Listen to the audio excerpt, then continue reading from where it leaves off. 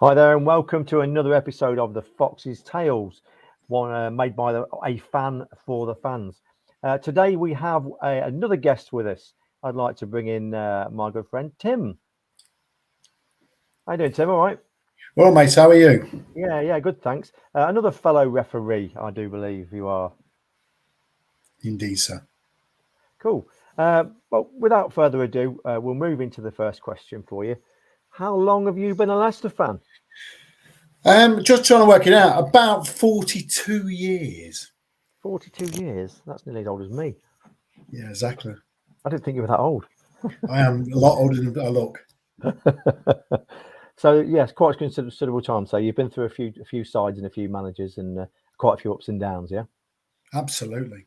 excellent. Well, hopefully we'll get to find out of some of those experiences. Yeah. So what would be your earliest memory of being a fan and sort of going to a game for the first time?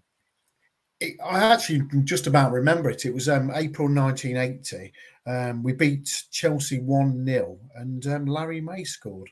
Larry May, yes, yeah, I remember Mm. that one. I remember that one from down the old terraces down at the East Stand and such and such.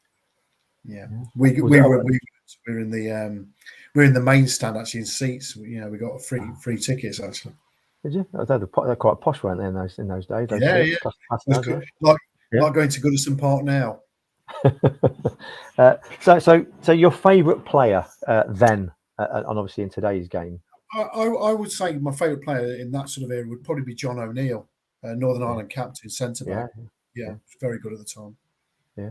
And in today's sort of day, who's your sort of favourite player that you'd look to today too? Well, in my namesake, I think Tim Castagna. Very good. I was trying to think for a second.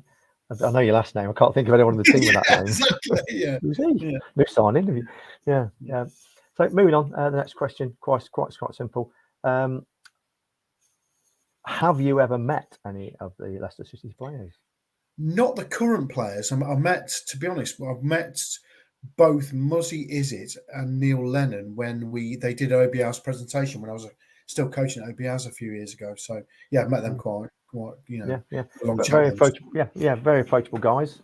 Yeah. Yeah. Preferred Muzzy out of the two, hasten to add. Yeah, more amenable than Robbie. Yeah. Yeah. Muzzy's a very approachable guy, even still today. He's always Yeah, got time to have a chat and yeah, real down to earth, isn't he? sure. Yeah. Yeah. So aside from sort of lifting the Premier League trophy some years ago, what is and obviously got the FA Cup recently as well. What's your most personal, memorable moment? For me, it was probably one of my first away games. We beat Oxford United 2-1 at the old Manor Ground on the slope. Stevie Thompson came on and scored an absolute screamer to win the game. So yeah, that'll always live in my memories for a long time. He did that quite a bit. Was it one of his half volley or was it a volley?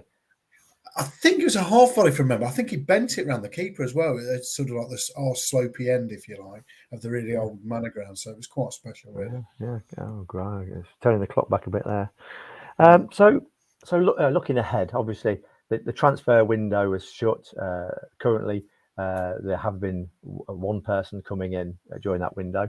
Not ideal for a club of our stature, but obviously there have been other reasons as to why, which have been previously discussed in other shows. But in your opinion, who would you like to see come in to bolster the ranks come January time? Without a shadow of a doubt, for me, without a shadow of a doubt, would be a goalkeeper. I'm not necessarily convinced who. I think we missed out on Nick Pope, which was a massive loss to A lot of Newcastle. people said that.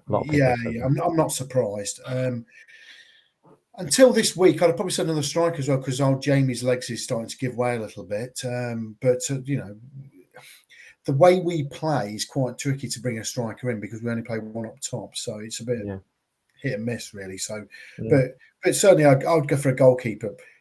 Wout Fass at centre back's probably actually been quite a good replacement initially for Fofana, but again maybe another central defender because it seems obvious to me that Brendan's not keen on Soyuncu, so therefore we're practicing a bit more cover. Yeah, I mean the talk of the terraces is there's been a bit of a disagreement, and he's been upset by certain aspects, which he seems to hold a bit of a grudge over a bit of time period. There was also talk of Vardy missing a couple of games, wasn't there? When there was a bit of comments after a game as he took him off. So Whether or not that's true, we don't get to know all these things, but No. we can only make assumptions as being on the sidelines, and we only get to know what we get told or what we read in the media or online and such. So we just have to dig in a little bit and just make your own assumption from that. Yeah. So I don't know if have you actually officiated down at the King Power any time in your time as a ref? Never officiated, but I have been fortunate enough to coach down there. When years ago, our under 10s OBLs, that's when they used to play the old Mutual League County Cup final. Yes, down there. that's right. Yeah. And so I was quite fortunate enough to coach. We're actually in the away dressing room, which was quite interesting at the time, because you actually see the tactics were still on the wall from the previous game, which is quite interesting to show the 9 and 10-year-old kids what the tactics were like. And it was amazing to see things like how teams both attack corners, defend corners, and who has to mark who. It was quite interesting, but that was left on the wall.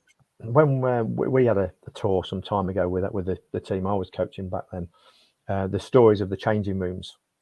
Obviously, the main changing room is a big open wide, and you can talk to the squad as a horseshoe because they're all side by side, all in one unity to approach them.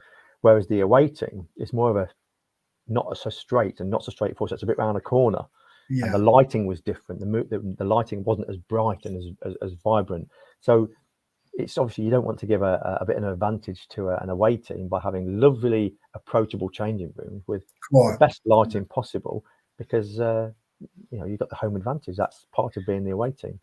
But watching some of the documentaries on TV at the moment with the series that's on Amazon and such, if you look at the difference in the changing rooms to the home and away, you'll see what I mean. Because, very much so.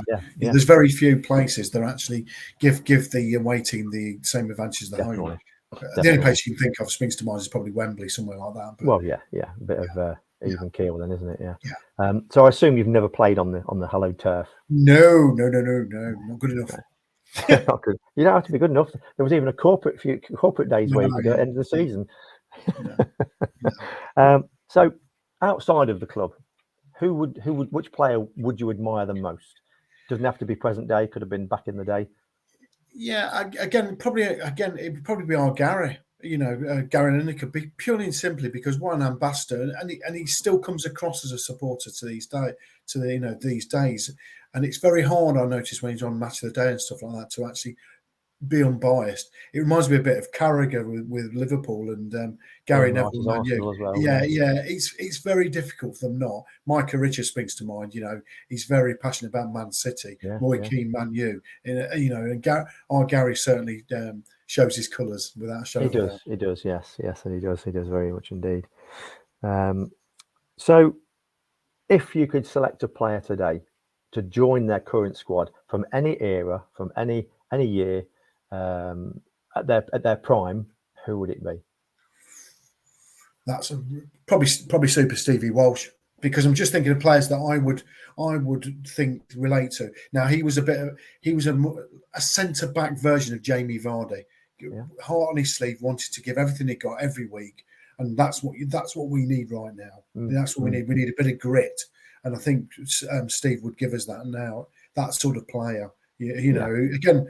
Bit like Vardy, came from humble beginnings, Wigan Athletic, I think we signed him from, and he was strong as an ox and always then, and even to this day now, I believe he's still a Leicester fan. So he definitely was one that wore his heart on his sleeve, and he wasn't scared to get his hands dirty, and he'd do what he could do and had to do for the club while he's on the pitch for however minutes he's on the pitch for. A typical leader. Yeah, absolutely. Massively. Yeah, good. Half times. Obviously, you're at a game.